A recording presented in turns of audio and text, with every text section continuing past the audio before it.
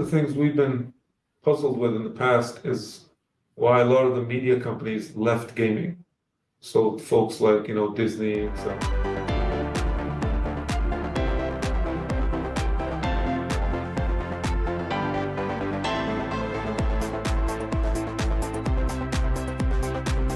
The power of play transcends cultures and language. And it's just such a scalable proposition from day one, regardless of where it originated. So, phenomenal, what you said there. And it's, interesting that you guys come with a tremendous amount of experience, because what I want to kind of talk about with you today is just understanding the investment landscape, the acquisition landscape in the gaming scene. As we see now, it's actually a lot of tech companies are going into gaming scene. I think the latest announcement was Netflix acquiring a studio and building their own studio to go into gaming. Is that correct? Yeah, no, I think you're right. It's interesting. One of the things we've been puzzled with in the past is why a lot of the media companies left gaming. So folks like, Disney, etc. And I think it was public news that Warner Brothers was trying to sell, their gaming business. And you think of where the eyeballs are. If I just use my kids as a proxy, they're on gaming, they're interacting on gaming, they're playing with their friends on gaming, they're watching other people play games, which would have sounded crazy. I know. Yeah, my kids do the same. Yeah, and it's very hard to explain to somebody, well, if you could watch an offline sports, football, basketball, whatever, why can't you watch somebody, killing it on Legends or, whatever. So for the new generation, they're all on gaming.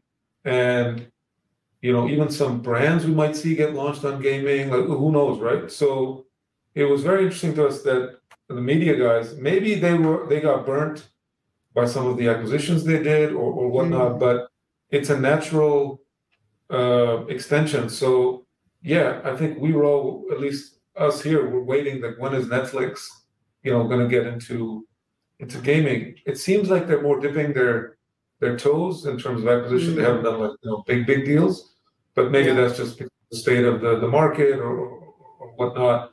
But yeah, they've hired a number of people in the gaming vertical of theirs, some very high profile people. They're starting to make acquisitions, starting to make games, partnerships. So, we see Amazon, who's, I think, quite a big player in some of the back end, tech and stuff, but, they've been launching games and have been in the rumor, mill as well for doing more games. So yeah, I think we are going to start to see more of those, big kind of content players, get into gaming. Obviously, Google tried more on the infrastructure side with Stadia or platform, whatever you want to call it. Exactly. But I think which they pulled out correctly a couple of months ago or a month ago. Correct. Yeah, correct. I think Google's different. I guess they're not into content as much as obviously an Amazon or a Netflix are. So I think those kind of companies, and then maybe the other media companies will also see. Again, there was rumors in the press around, Comcast talking to EA and stuff like that. So I think it could be that how these media companies work. They kind of go from one end to the other. So they could suddenly, to get into gaming, do something really big. But that's what the eyeballs are doing. So we expect more of that, and Netflix and Amazon are really. Yeah. I think that's a very good point, Afan, because I think what we've seen, at least a year plus ago, is that a lot of those who were into gaming were actually tech giants. So you've got the Tencent, the Sony, the Apple, the Google, the Amazons, and they all kind of built verticals, right? So they did not necessarily just build, and even Microsoft, right?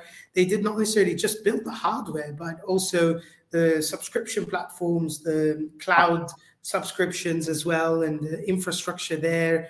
And then they also acquired studios to support them with the content. But we haven't necessarily seen the media. Truly, what you said is 100% correct. There wasn't enough media companies coming in. I think Warner Brothers was maybe the closest of all of them into that space. In the region, I can only think of NBC. I mean, we don't necessarily have media giants in the Middle East either, but at least NBC tried or is currently still trying, being very active in the gaming scene. And I think with the announcement with Savvy and the KSA government kind of honing into gaming, probably we'll get to see NBC playing a very critical role into gaming scene more and more. Yeah, and I think it makes sense, right? For like we discussed, both. I agree with you that it's scalable model. It can be both local or global. So yeah, I think it makes sense. But yeah, I think we're starting to see the trend of media guys and other guys getting into it. And it's we're starting to see more M&A discussions with those kinds of players. We're starting to see how there are payments, either companies or technologies, and I'm not just talking the crypto stuff, but around gaming, or you talk about the gamification of XYZ. So that's why for us, it's really interesting because it's starting to touch a lot of other industry. And so question to you, Afan or Anjan, where do you see currently the majority of these exits coming from? So media maybe, but is it predominantly still tech companies acquiring these gaming studios or gaming businesses, or are there other players coming out other than the media? Yeah, I think if we look at where most of the activity has been, it's been gaming companies buying other gaming companies. Okay. This is a sector that has always been driven by, creative talent, and so with all these studios that have been being developed, I think for big gaming companies, it's always an option just to buy them. And one of the reasons, which maybe we're going to talk about, is why there hasn't been a ton more, larger private companies or gaming companies going public and stuff, because there's just been a lot of M&A activity around, studios that have developed, a successful game, because all these gaming companies are looking for more, hits and areas of growth, etc. We talked a little bit about media. We are starting to see more private equity interest. We sold a company called JagX to Carlyle, for example, and we know that a lot of the other private equity firms are also looking. But I think it's slightly different, sector where you can't really bring your operational playbook, if you will, like you can in SaaS or others, where it is very creative driven.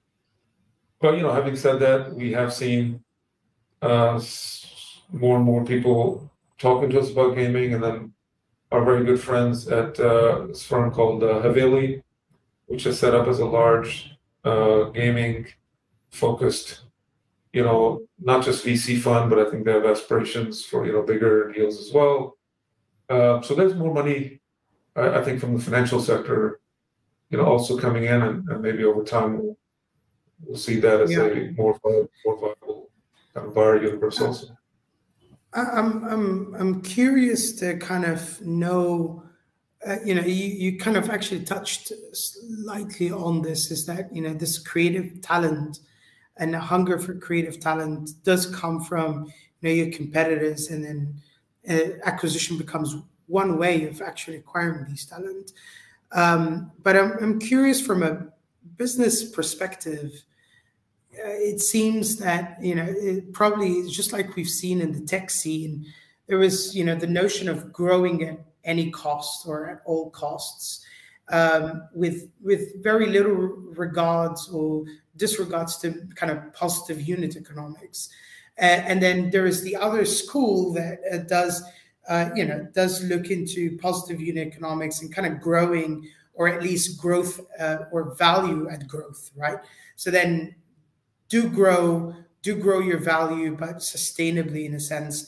Are we in the gaming scene kind of seeing companies acquiring for the sake of growth and really just hitting growth metrics and vanity metrics, without or disregards to positive unit economics? Or is this a scene that is very easily it's very easy for you to kind of be positive EBITDA from day one, in a sense?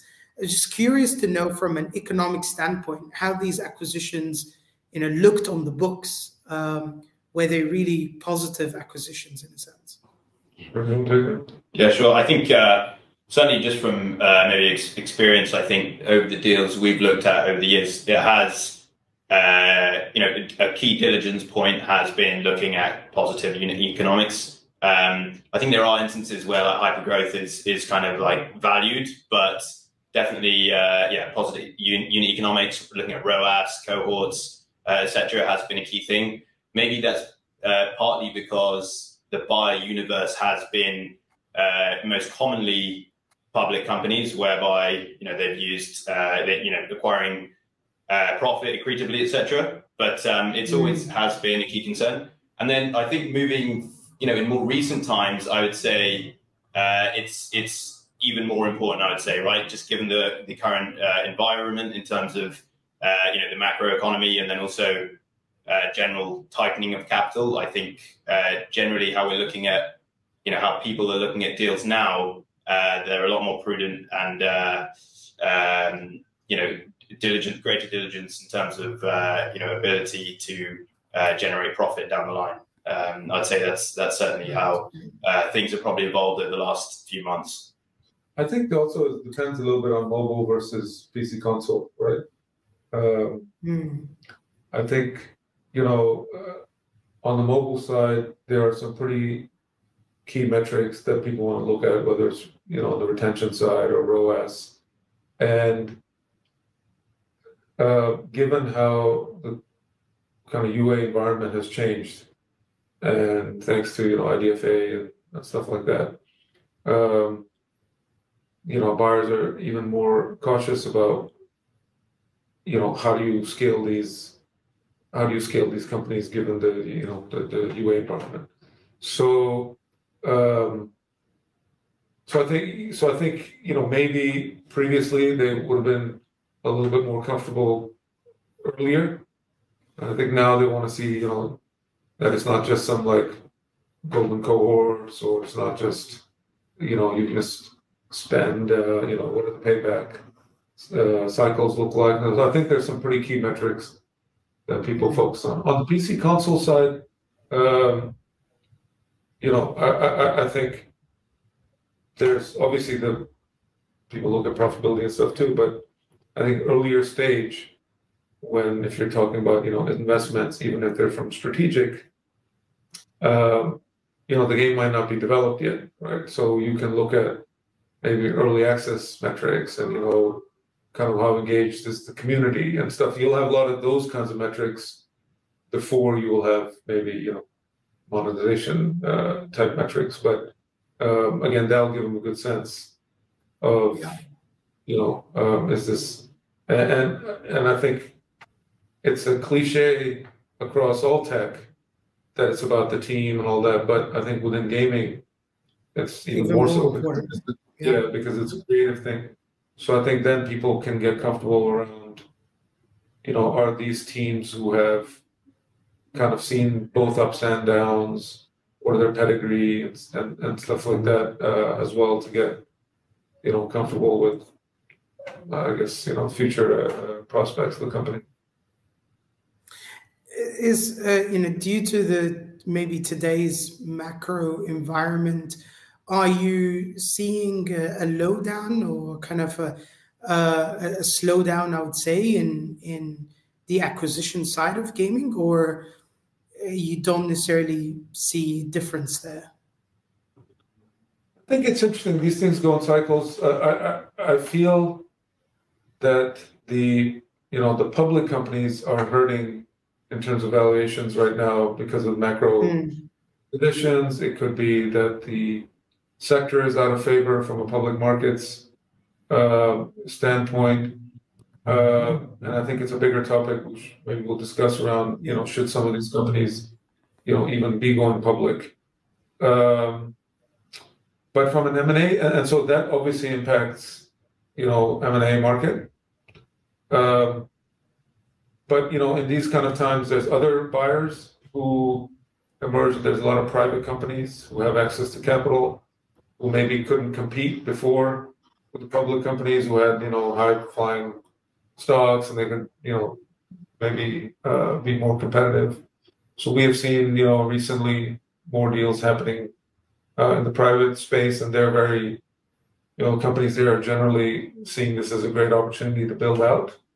But, touching on your kind of recession/macroeconomic, we are not seeing that directly impact the gaming companies yet. The bigger impact to them on the mobile side has been the this IDFA issues, and on the PC side last year we didn't have a long list of blockbuster releases, and obviously there was a well-known supply chain issues around some of the hardware.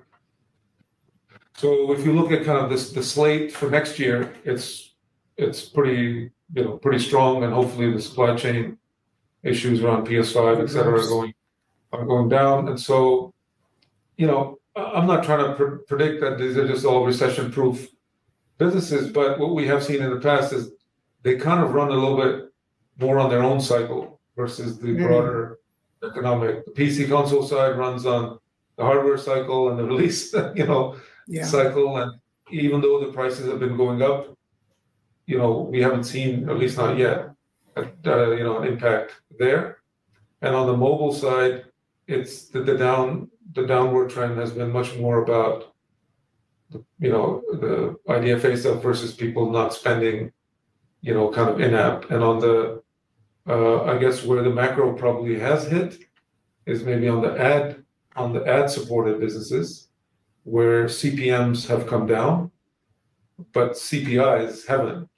So I think some of those companies are probably more impacted from the macro because the large brands might not be spending as much on the ads. But on a pure gaming side, we haven't quite seen that yet. Yeah, and go ahead, Anjan. Yeah, go ahead. Yeah, I was just going to say we've done obviously looked at various analysis and over the last 08 and 01, and I think it's hard to disseminate. Certainly on the mobile side, obviously hard to disseminate between what's recession proof and what's not, because I think in the sector there's always been secular growth. Certainly in 08, there was no slowdown in gaming at all, because all the talk about it being a smaller share of the wallet size, and then also in terms of secular growth, you had mobile free to play and gas really coming through, so it kind of masked that. But regardless, even if we look at kind of proxies to the gaming segment, we've done some work looking at box office sales right through 01 and 08, and that seemed to be pretty resilient. So from what we can tell, it definitely seems as though gaming is somewhat resilient to the recession, but as Afan mentioned, I think other kind of headwinds are having an impact. For example, IDFA being one of them. Yeah. So a lot of the times when we're kind of talking about acquisitions in the gaming scene, it seems that a big chunk of these acquisitions went into acquiring studios, but very little into kind of the infrastructure and the software that goes kind of into enabling these, or maybe the engines, new engines, like the Unreal Engine and so on, and kind of developing these. Can you maybe tell me if that is true, or are you seeing something else in the market? No, I think you're right. That has definitely been the case. The market around gaming has been driven mostly by studios. There's not that many independent kind of gaming tech platforms or plays, if you will. I think you can look around maybe, I guess Epic might have done some small tech tuck-ins, and then if you step a little bit away, Unity, they've, I think done some deals, of course. But I think you're right. The vast majority has just been like there's constantly these studios that keep, popping up. Obviously, getting a little bit harder on the mobile side right now, and gaming companies, always looking for that next, growth engine. So yeah, I think a lot of the gaming companies are starting to build. It's interesting, right? The pitch from a lot of these gaming companies, acquirers, is that, look, you will be left alone as a studio. You can keep doing your creative, thing, and we're there to support you. So finding that balance of like, well, we've suddenly invested a lot into the software backend systems and tools, and you guys need to all kind of jump on them, and we're going to drive synergies and stuff like that. Like, that isn't happening. Yeah, companies are slowly developing that, or maybe not even. Because one of the key concerns from these gaming companies being acquired is, we're suddenly going to be part of this massive, organization.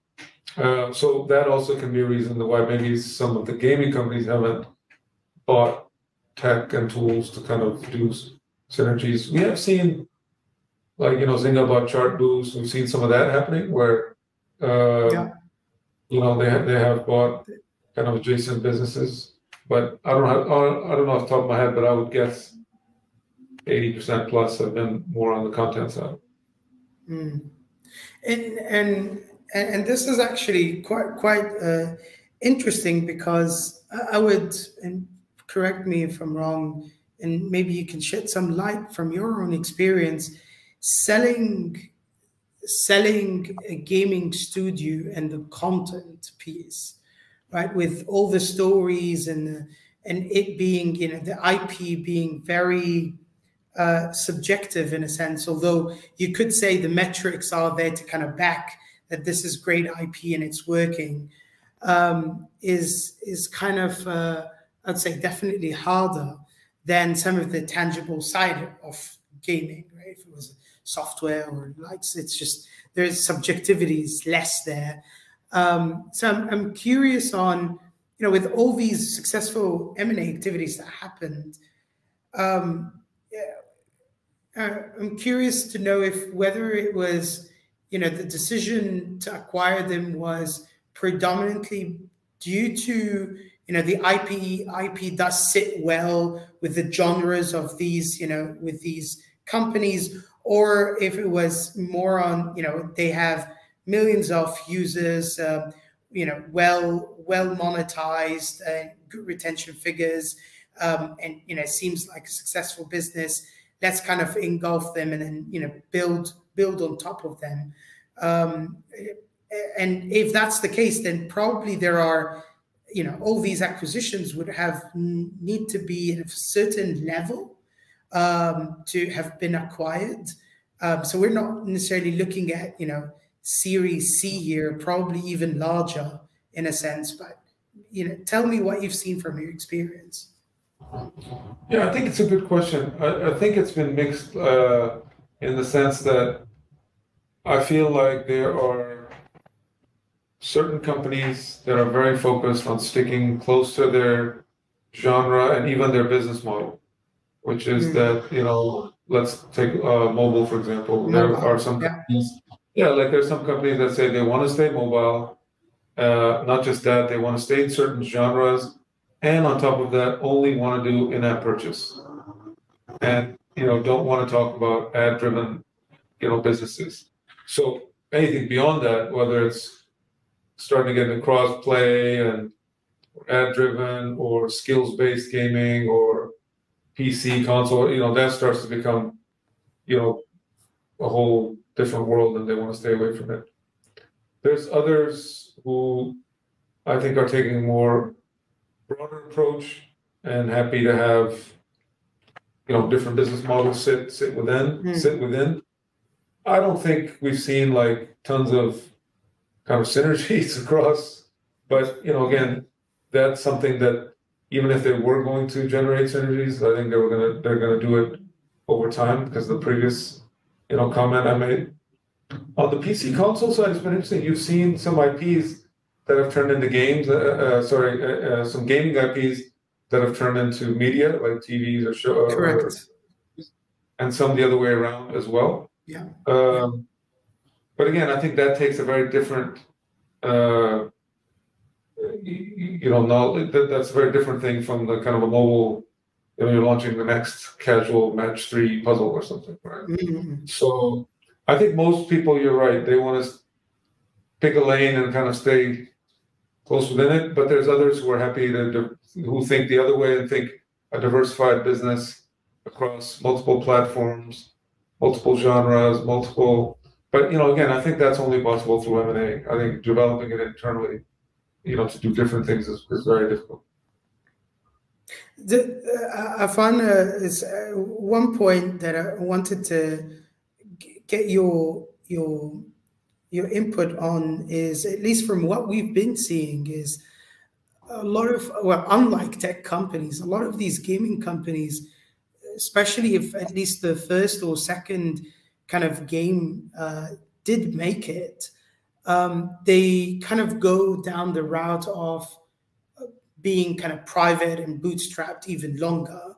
And probably that's kind of the reason as well that we do not necessarily see a lot of gaming companies going IPO.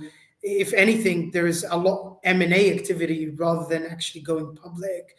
Do you foresee that kind of changing? Do you see more SPACs probably coming in as these kind of private companies grow even bigger with time, and kind of the tech companies kind of dive a bit less away from games and media companies kind of take over that? Or are we kind of looking at, founders continuing private as long as they can do that, and then do a mezzanine route prior to maybe an IPO being acquired? Seems that the dynamics are very, very different to what we're used, at least in the tech scene, the Series A and B and C. You don't hear many of those happening in the gaming scene. It's just interesting to see, the reasoning and the dynamics happening there. Yeah, it is interesting. I think if you look at gaming, leaving aside maybe some of the bigger / platform plays like Epic or Roblox or something, but if you take a more just a content play company, they're not raising A, B, C, D, F, G, right? Because after the initial like A, B, well, either they're dead because it didn't work, right? They don't have money, then it's hard to raise more money, or hopefully they're successful, and then they're kind of printing money, and so then they don't need to raise additional capital, and then you have some new facilities around, UA financing, or maybe some of the ad tech platforms giving, financing. So you're right. We don't see, tons of that. And on the PC console side as well, that takes a lot more money to build a game. On the flip side, once they built it, they don't have the UA spend that a mobile company would have had. So again, they don't need, hundreds of millions of dollars for that either. So you see, companies that become successful then, can be very much self-sustained. And even some of the financings that have happened there have been just secondary financings to, help just the founders kind of diversify and not exit. IPOs, at least from our standpoint, and we're not saying this just because we're not a large bank with IPO capabilities, but gaming companies, I feel it's very difficult for them to be public. It's not easily understood by investors. we still hear the same concerns around IP risk and one game, one trick pony and hits driven and all this kind of stuff, which, for the small to mid cap company to go public, it's tough to manage your business, a creative business on a quarterly basis. And, obviously during COVID, we saw a number of companies go public and go through SPACs. I mean, you don't need me to tell me where they're all trading right now. I think significantly down. I just, at least from a Aream standpoint, we feel like, the M&A route is a much, more proven route. And, given the structures that you can put, you can continue to ride some of the upside, which is what your concern might be. And I think the biggest concern for the gaming guys is, you can be left alone and do your thing under big umbrella. And a lot of the companies we've sold to people like, Embracer, Zynga, Stillfront, et cetera, they're very happy with how things have worked from, that standpoint. And then there's gaming companies which are, I think, been around for tens of years who don't want to do anything because, they're founder owned and they're happy and they don't need an exit. And, and I guess you can't really fault that, I guess, Yeah, it's. I think everyone has their kind of own story to tell in a sense, and at least a vision to go to. And maybe a few last questions there. It's looking at not necessarily then the sell side, but more on the buy side. Are you brought up the notion that you see more private equity funds being interested, can maybe probably family offices and kind of strategic corporates. I want to just kind of understand if you see dynamics changing there on the micro side, meaning do you see more and more kind of angels and VCs tapping into gaming? I know at least Andreessen and the top 5 or 10 VC companies that are very active in the gaming scene. It doesn't seem that list changed much over the past few years. I can tell you, at least from the Middle East, we're one of the very few first ones to actually say, "Hey, let's start building a fund on the gaming scene." But is that changing where you are? Are you seeing more capital flowing there? Yeah, I think just from our own experience over the number of years we've kind of worked in gaming, and just to touch on a Farn's point earlier, we've traditionally from the more traditional financial institutions always heard the same kind of stuff: market size, attrition, IP risk, etc. But just over time, we've kind of seen more and more capital go into the space. Whether it's some of the names you've mentioned, whether it's like just a PE fund doing a gaming deal, or what we're seeing now is actually names like Andreessen, Lightspeed, etc. actually creating pockets of capital specifically for gaming. Has been the case over the last few years. And then I think on top of that, you've also got a lot of regionally focused funds which are popping up, whether it's like Lumakai in India, Ludus in Turkey, and there's a whole bunch. The games fund. Yeah, exactly. So there's a whole bunch which has been the case, and so over a long period of time, we've just seen more and more capital go into the space. And I think another thing I would mention is obviously it's like there's a big multiplier effect, right? Because the more money that goes into the space, the entire ecosystem grows, whether it's just like game developers, but also like ecosystem companies as well, right? So what we found as well is a lot of these kind of traditional PE funds or VC funds, want exposure to gaming, but perhaps at this stage aren't quite ready to invest in a studio or directly to content for, all the reasons I just mentioned, but they can look at kind of, I don't know, platform plays or some vertically focused software around gaming and so forth. So just generally over kind of longer term view, certainly over the kind of 10 years we've been working with the gaming, I think, just huge amounts of capital flowing into the sector, and it looks like it will continue to do so. I think at that point, we saw like Carla do Jagex, GA, which hasn't done gaming historically, went into chess.com and Tilting Point. I'm sure there's other examples which I'm missing, Triple Dot raised some capital from some funds that traditionally haven't been in gaming, you could say.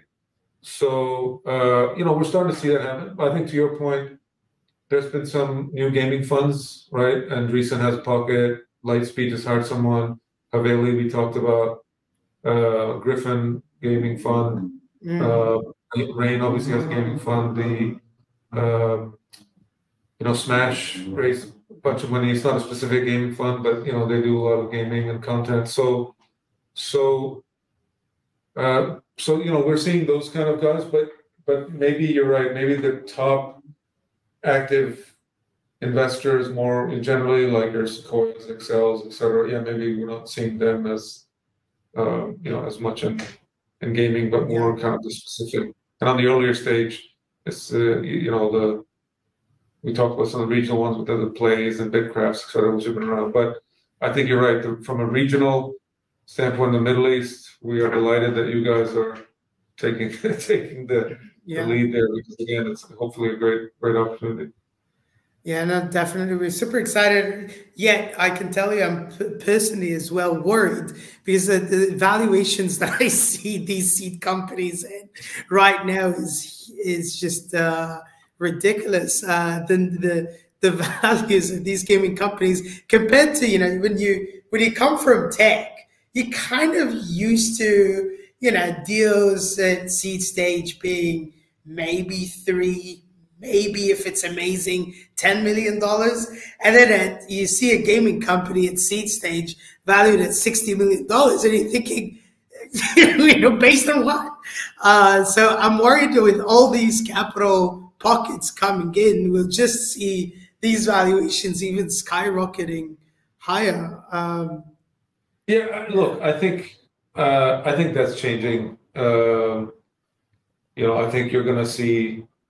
Look, maybe from a regional standpoint, you know much better. Maybe there are a lot of angels getting in, which maybe aren't gaming guys, but we are certainly hearing from all of our gaming VC friends that they are telling their companies of the kind of macro environment. They're telling them not to be relying on,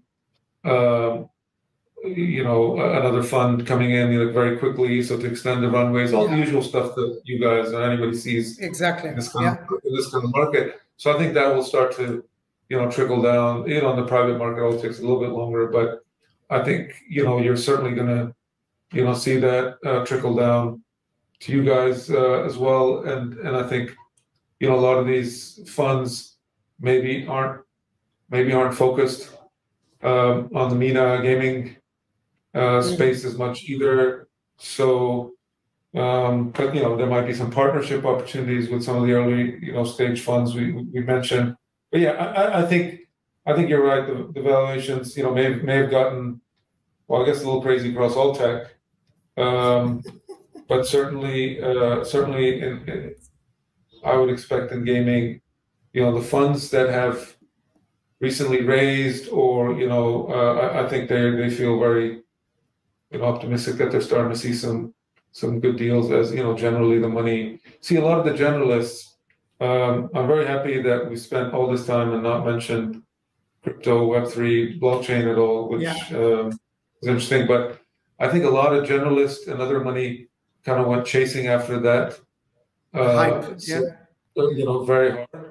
We all know what kind of happened there. So I think a lot of that capital is like, oh, I should have stayed away from gaming, kind of, because they lump everything together. So there's a kind of a pullback, which again, for the pure gaming investors like yourselves, well, I think work its way through also, and hopefully you'll find some good deals. I have two last questions for you guys. One is, do you see a room for deals and maybe acquisitions happening down the line that are not necessarily equity in nature, more of either on the the marketing and reach side or user acquisition side? Will we ever see, for example, NBC acquiring a gaming company, and in return, for example, instead of kind of the entire thing being cash, deal would partly be more on kind of reach and providing that marketing support? Or do you see as well some of these deals being financed differently? Forget tokens and Web3 games for the time being, but more on the debt side. It's just like we do with venture debt, for example, with tech companies. Is there a drive towards kind of financing user acquisition as a way to acquire companies and to grow them? Yeah, I think so. I think on the M&A side, it's definitely an aspect of, particularly for, companies who might not have reached that self-sustaining, level yet. That part of the, appeal is the capital that companies would provide, and maybe not even capital that they want. Some of the strategics are like, look, if we buy you, we can actually give you a loan for the UA part, so that it's better for you to hit your earnout, et cetera. So yeah, we are starting to see that already. And similarly on the financing side, we have seen recently, our good friends at Pollen, companies like that who provide a lot of UA financing. General Catalyst raised the fund like that. There's a company called, even a small company called FRVR, which raised some debt lines to go do M&A. So yeah, I think as people are, getting more familiar with the model, again, for us gaming people, we look at these cohorts, and it might not be a SaaS as in pure SaaS or a subscription model, but after you, and so you might look at it compared to a SaaS and be like, oh my God, your day one retention is only 50%. Exactly.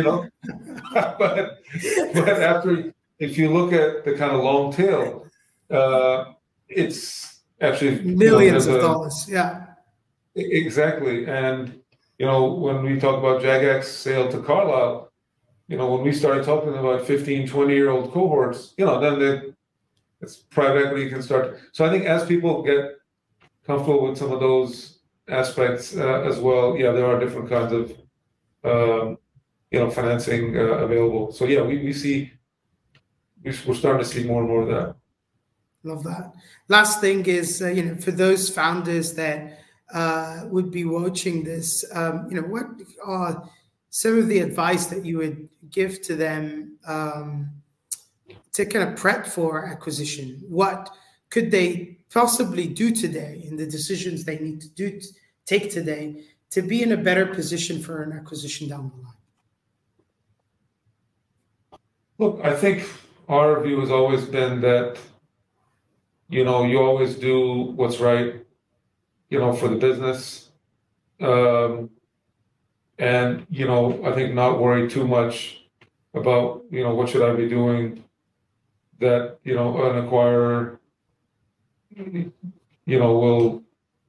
will suddenly, snap me up kind of thing, right? Because if it's the right team, and, now, if you look at this whole IDFA and other things as an opportunity, maybe we will see some new business models emerge, maybe some newer kind of, you talked about newer financing things, you got to be more creative now on the UA front too, right? So people using offline channels or YouTube or, whatever to build a brand. And yeah, so exactly. So, I think for founders now, it's not about chasing the latest hype around Web3, blockchain, et cetera, necessarily. Gaming companies aren't looking to buy those companies right now, right? They just don't understand it. They think it's a different world. They don't want liability, whatever the case is. So I think you got to do what's right for the business and use the kind of current headwinds to kind of create something different. Maybe it's got something that has more, viral features, or I have brand, or so. I think that kind of stuff is going to be much more valuable when it comes down to like details of what not to do around things like shareholders agreement, term sheets. That's all kind of boring stuff which we don't need to get into. But I think fundamentally speaking, it's not to chase hype for the sake of it, but find these new kind of ways which I think now raise the bar to create a successful game. But I think that also helps, because otherwise everybody's kind of just exactly. In it. Yeah. And John? Yeah, I think I'd say echo what Fawn said. I think there's all the boring stuff around, as you said, shareholder agreements, etc. But I think, echoing what Fawn said, look, it's a super dynamic industry. I mean, when we doubled down on gaming, we thought, you're focusing on a sector, but actually already it's kind of just, exploded and gone down a million different kind of like streams, right? So I think it doesn't make sense to kind of just go like with whatever the hype is at, right? Because you won't be able to keep up. So I think if you follow the kind of sustainable path, which i.e. do what's right for the business rather than doing what you think is going to raise you a certain round at a certain valuation in the next kind of 2 months, etc. I think that would be my own personal view on. I think creating the next Me Too of X or Y, like that world has changed dramatically, right? Because of the UA. Correct. So I think the advice is, look, find a different niche, and some of these niches, they might not seem massive, but they're actually pretty interesting, right? And those are the acquirable companies, I think, going forward. Well, guys, I'm so bummed that we're doing this over Zoom, or StreamYard, or virtually. I would definitely love to to take this forwards, grab coffee sometime. It definitely will get you to be part of our annual general meeting very soon. Super excited to be able to see you guys. I'm very humbled that you've been able to jump on this quick video podcast with us. I've certainly learned a lot, and super excited to see the space growing together. Inshallah, we'll do amazing things in this space. Super excited. Yeah, inshallah, this will only grow. We are very happy to be working with you guys. Like we said, we big fans of the region. And, the last thing I would say is, we have built our business on working with founders from an early stage, even if it's just, informally. So and then, good things happen when you do good things around good people. And so as the region develops in gaming, hopefully we're there early and building some of these relationships, helping them, and whatever way, opening doors, etc. And then inshallah, we'll see what happens. No, you can count on us that we'll put you in front of every single idea, pre-seed, seed stage company that is out there, and just opening conversations and just having that visibility. Thank you so much again for your time. Thank you very much. Really appreciate it and enjoyed the chat. Thank you so much, Anjan. Pleasure seeing you, and we'll meet very, very soon. We'll see you in a few weeks. Yes, definitely. Thanks for having us. Yes, have a great day. Cheers. Take care. Thanks a lot. Bye-bye.